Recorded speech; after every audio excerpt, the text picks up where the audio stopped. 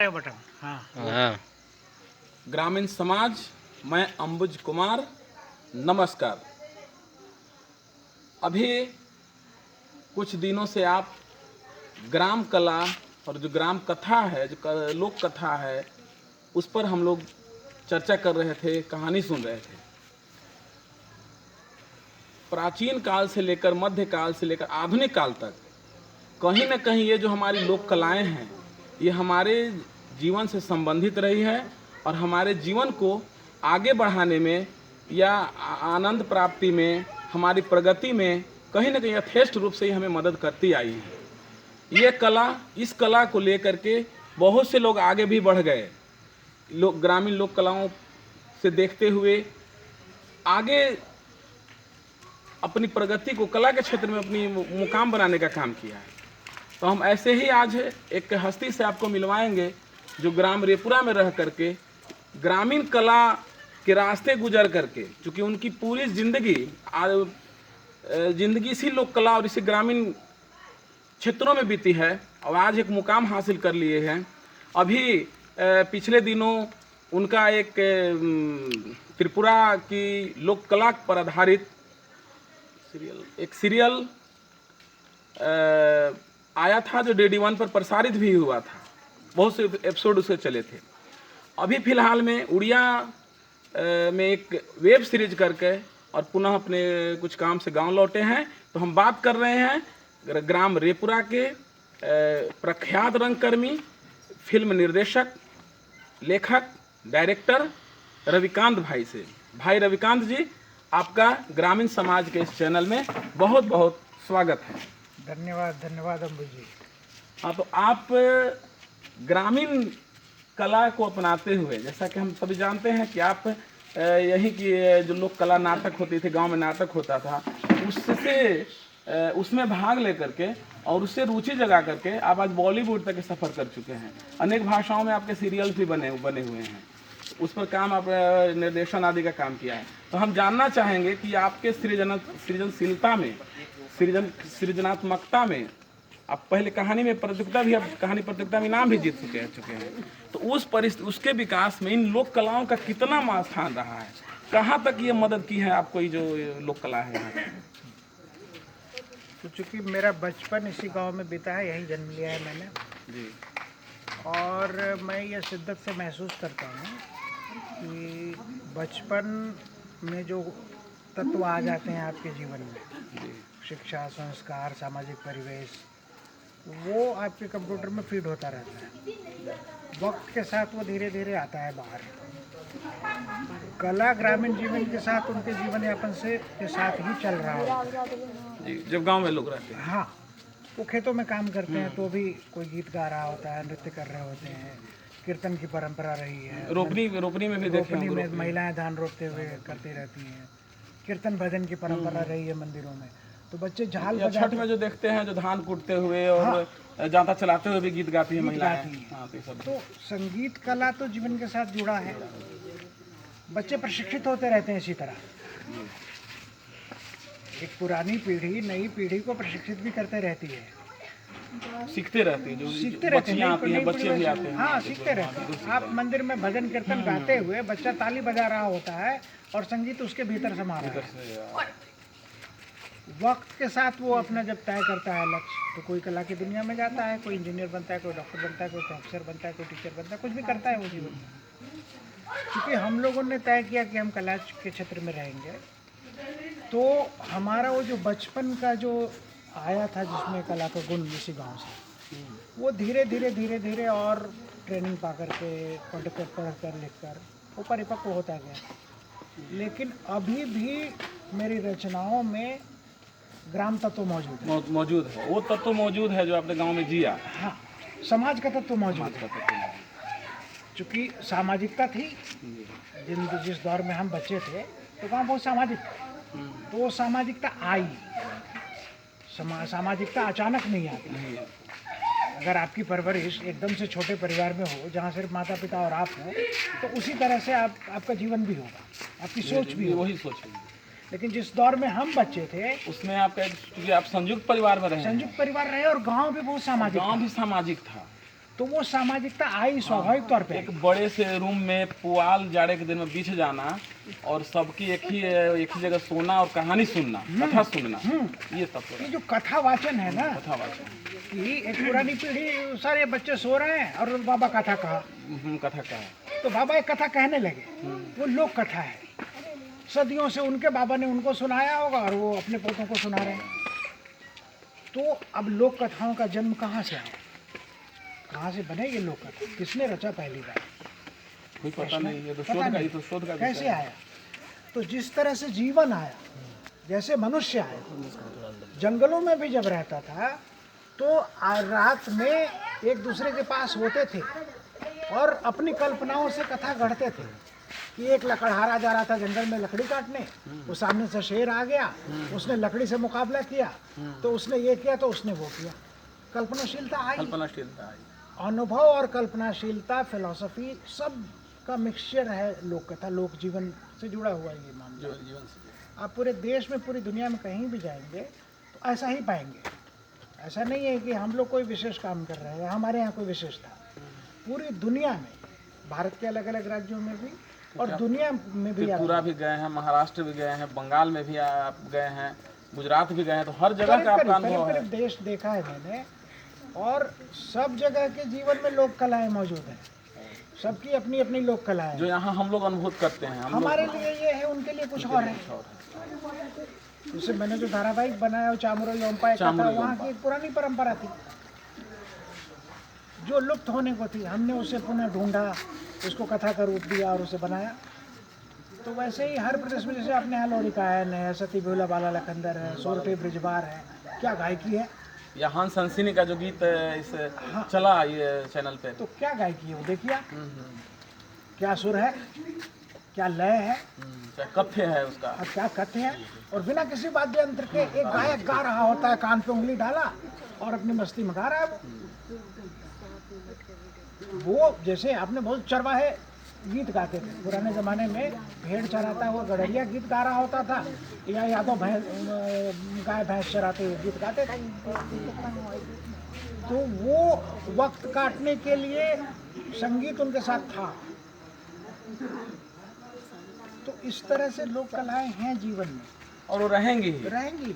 मनुष्य अभी रूप भले बदल जा रहा है, परिस्थितियां बदल जा रही हैं। जैसे आपने कहा कि आप त्रिपुरा गए, वहाँ के पूरी तरह से लोक कला का आपने अध्ययन किया, लोक कथा का अध्ययन किया, और उसके आधार पर आप चामुरा योम्पा को पूरे माने कम से कम भारत के परिदृश्य में तो आप DD1 पर ला ही दिए, तो कम से कम इसकी चर्चा पूरे हर राज्यों में हुई है, और खासकर त्रिपुरा में तो हुई होगी, आसपास के क्षेत्रों में भी, और मुंबई में भी हुई, दिल्ली में भी हुई। तो ऐसा क्या आपका कोई प्रयास होगा कि इन बिहार की जो लोक कथाएं हैं, जैसा कि हमने एक शुरुआत की जो छाहल चचा जो सुनाया जी इस गीत को, तो क्या ऐसा आपका भी कोई प्लान है जो बिहार की लोक कथाओं को लेकर के कोई आप बनाएं, कोई सिनेमा बनाएं? या बिहार ही नहीं, मैंने अभी एक काम शुरू किया है, शोध का काम चल रहा है, जिसमें भारत की लोक कथाएं हैं। भारत की लोक कथाएं, हर राज्य की लोक कथा है। तो हर राज्य से लोक कथाओं का चयन, उनको संग्रह करना। अब दक्षिण बिहार में एक तरह की लोक कथा है, उत्तर बिहार में दूसरी, जटजटिन है। जटजटिन, तो उत्तर बिहार में दूसरी तरह की लोक कथा है। तो दक्षिण बिहार की एक कुछ लोक कथा है, उत्तर बिहार की कुछ लोक कथा है। उत्तर प्रदेश में जाएंगे तो दूसरी तरह की लोक कथा है। तो ऐसे ही पूरे देश के हर राज्य से, 28 राज्य और 8 केंद्र शासित प्रदेश है, तो ये सबसे लोक कथाओं का संग्रह, फिर उनका चयन। अगर एक राज्य से हमने 5 भी लिया तो सोच सकते हैं कितनी लोक कथाएं, लोक कथा बहुत हो जाएंगी। और इन लोक कथाओं के माध्यम से भारत को एक सूत्र में बांधना।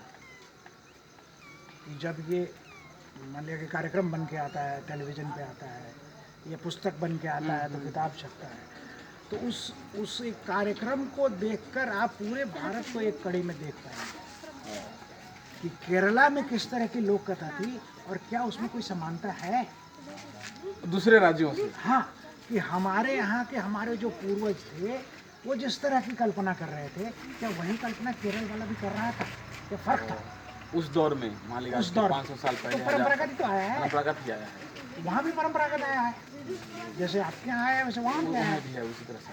तो जब पूरा देश देखेगा साथ साथ, किसी भी प्रदेश की लोक कथा आप लेते हैं तो वहाँ का समाज तत्व आता है, उनके जीवन यापन आता है, उनका गीत संगीत आता है, उनके कपड़े आते हैं, परिधान आता है, उनका भोजन आता है, बोलचाल आता है, उनका समाज खुल कर आ जाता है।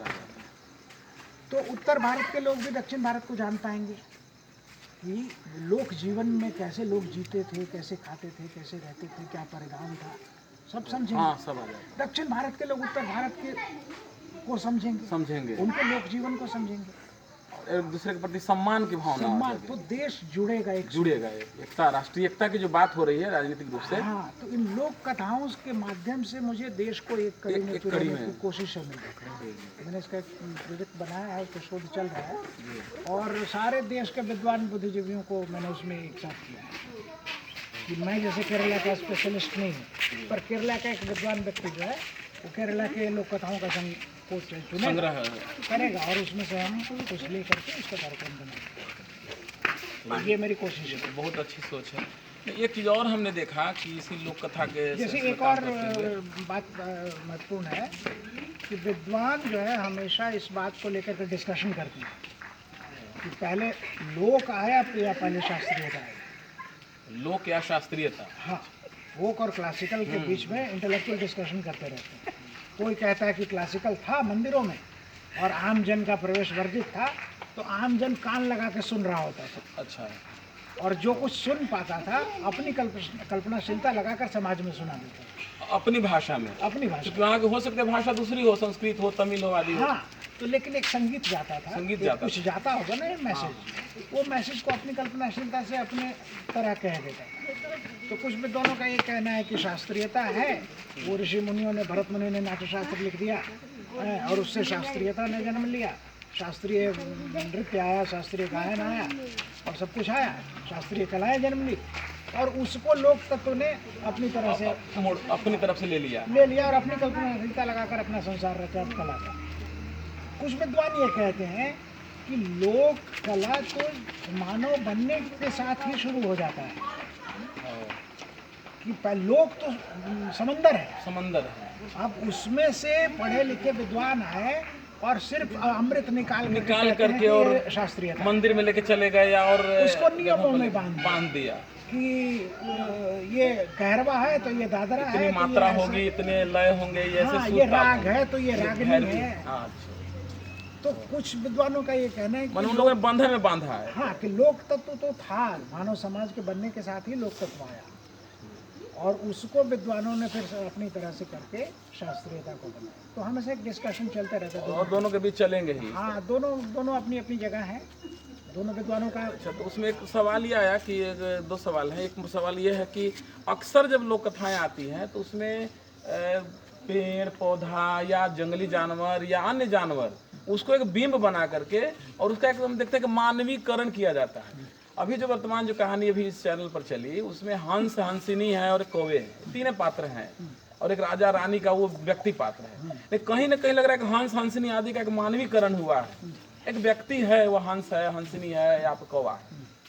कौवा बुरी नजर डालता है प्रकृति के साथ मानव का रिश्ता, दूसरे जीवों के साथ मानव का रिश्ता। तो इसको क्यों ले गए, इसका पर हम जानना मैं यही तो कह रहा हूँ कि जैसे मानव जीवन विकास किया है, जंगल में अगर होगा तो जंगल में पेड़ होंगे, जंगल में जानवर होंगे, जंगल में चिड़िया होंगे। कल्पनाशीलता का कोई आधार तो होगा। किसके आधार पर कल्पना करेंगे? सामने दिखता है पेड़, उसके आधार पर उसने कल्पना की।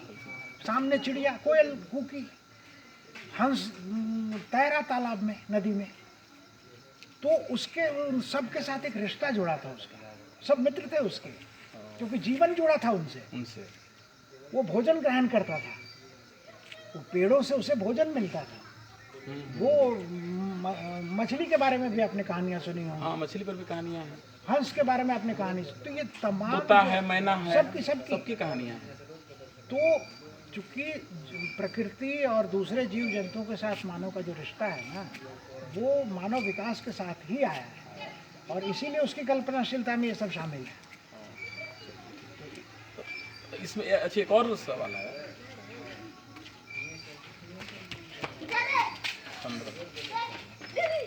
तो अब एक सवाल और है कि जैसे